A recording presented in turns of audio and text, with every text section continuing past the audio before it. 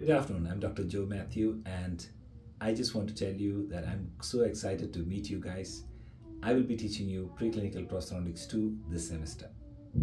Now, over the past couple of days, Comar University has given us some training and told us a lot of ways to teach students, and especially have asked me to teach focusing on a student-centered approach.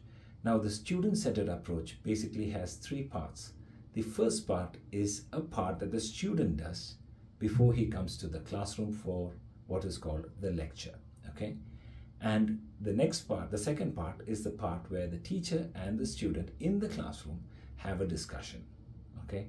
And the third part is a part where the student goes back home from the lecture and does some work that is related to the lecture so that he remembers what he has heard in the discussion. So as the first part, you have to do something before the lecture, so-called before the classroom. Actually, I should say it that way, before the classroom. Second part is the discussion in the classroom. Third part is the work you do after the classroom. So before the classroom, in the classroom, after the classroom. So this way, you get a whole idea of what is going on. To start it off, we need some platforms and stuff like that. But before we get that, or before it's still being done, I'm just going to send you a link to my lecture, and I want you to watch that lecture. So your before class activity is to watch the lecture that you're going to get.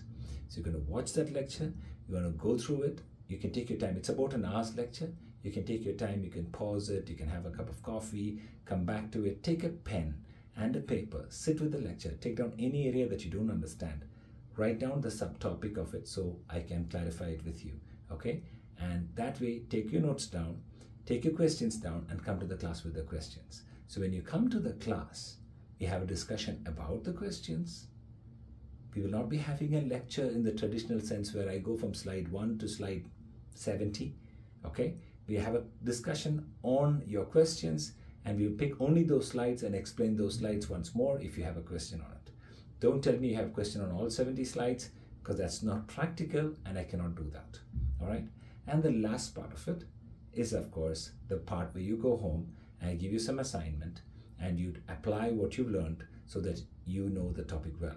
This helps you prepare for the exam as well. Now, I may need some time to prepare those questions because I don't have the platform yet, but for a start, I'm going to send you the lecture, a link to the lecture. You can watch the lecture at home at your pace, but make sure you watch the entire lecture before you come to class. Otherwise, at the end of the semester, you will find yourself swimming in deep sea. You won't know what happened and you will be stuck. So please make sure that you watch the lecture 1 hour before you come to the class. You can break it up in small bits. You can do it however you want to, but you need to take that lecture, listen to that lecture, write down your questions.